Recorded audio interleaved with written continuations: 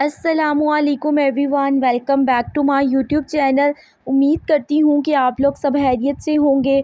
तो आज हम बात करेंगे गुर्दे ख़राब होने की 10 अलामात। कौन सी ऐसी अलामात हैं जब आपको शो हो तो आपको उन्हें सीरियस लेने की ज़रूरत है। आप सब जानते हैं कि गुर्दे हमारे जिस्म का एक इम्पोर्टेंट पार्ट है। अगर उनके अंदर कोई भी ख़राबी आ जाती है तो हमारा खून के अंदर जो वेस्ट है वो सही तरीके से फ़िल्टर नहीं हो पाता, जिसकी वजह से पेशेंट को डिफ़रेंट कॉम्प्लिकेशन सिम्टम्स फ़ेस करनी पड़ती हैं।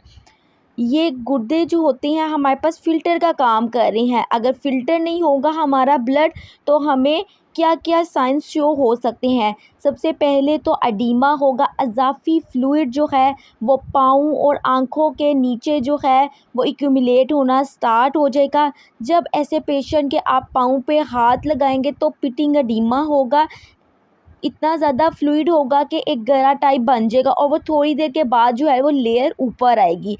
हार्ट के पेशेंट्स के अंदर भी एडीमा होता है।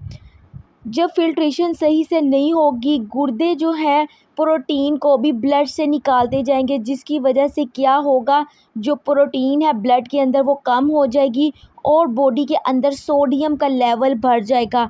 हमारी किडनीज़ जो हैं हमारे बीपी को कंट्रोल करने में एक अहम प्ले रोल करती हैं।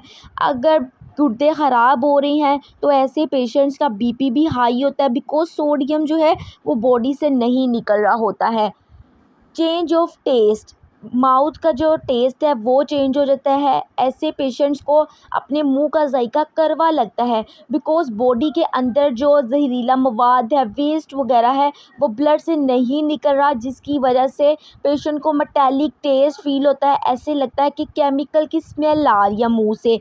जिस्म पर ख़ारिश रहती है, जिल्द खुश्क हो जाती है। इसके अलावा ऐसे पेशेंट को खून की कमी भी हो जाती है, बिकॉज़ हमारे जो गुर्दे हैं ख़राब होते हैं तो एरिथ्रोपोइटिन कम बनता है और एरिथ्रोपोइटिन हमारे खून बनाने में बहुत अहम प्ले रोल करता है।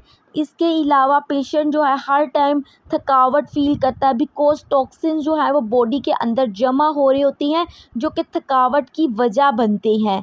इसके अलावा पेशेंट का यूरिक एसिड लेवल बढ़ जाता है, बीपी हाई हो जाता है, इलेक्ट्रोलाइट का बॉडी के अंदर बैलेंस नहीं रहता है, सोडियम की अमाउंट बॉडी में बढ़ जाती है और यूरिन के थ्रू प्रोटीन बॉडी से निकलना स्टार्ट हो जाती है। अब आप किस तरह से जान सकते हैं कि प्रोटीन हमारे यूरिन से निकल रहा है, तो उसकी एक ये निशानी होती है कि जब पेशेंट यूरिन करता है तो उसे अपने यूरिन के अंदर बबल्स, फोम टाइप बबल्स जो हैं वो फ़ील होते हैं, जो कि शो कर रहे होते हैं कि यूरिन के अंदर प्रोटीन है। अब दूसरी तरफ एग देखें, अंडे को जब आप फेंटते हैं तो उसके अंदर भी बबल्स बन जाते हैं, बिकॉज़ उसके अंदर प्रोटीन होती है। इसी तरह अगर यूरिन के थ्रू प्रोटीन निकल रही है तो उसमें भी बबल्स बनना स्टार्ट हो जाते हैं।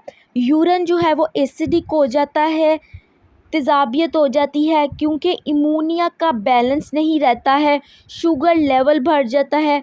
विटामिन डी की डेफिशिएंसी होने की वजह से पेशेंट को कमर दर्द होती है, थकावट होती है, हर टाइम पेशेंट थका थका फ़ील करता है। इसके अलावा खून की कमी हो जाती है। इसके अलावा पेशेंट को मसल क्रैम्प्स हो सकते हैं। ये कुछ ऐसे सिम्टम्स हैं जिनको आपको सीरियस लेने की ज़रूरत है और आपको अपने डॉक्टर से मशवरा ज़रूर करना चाहिए, ताकि हम टाइमली जो है उस डिज़ीज़ को काबू पा सकें और अपना ट्रीटमेंट शुरू कर सकें। अगर आपकी रिपोर्ट्स के अंदर क्रिएटिनिन लेवल जो है वो ज़्यादा आता है तो इट्स मीन कि आपके जो है किडनीज़ प्रॉपर्ली वर्क नहीं कर रही हैं। सो उम्मीद करती हूँ कि ये मेरी वीडियो आपके लिए बहुत इन्फॉर्मेटिव रही होगी।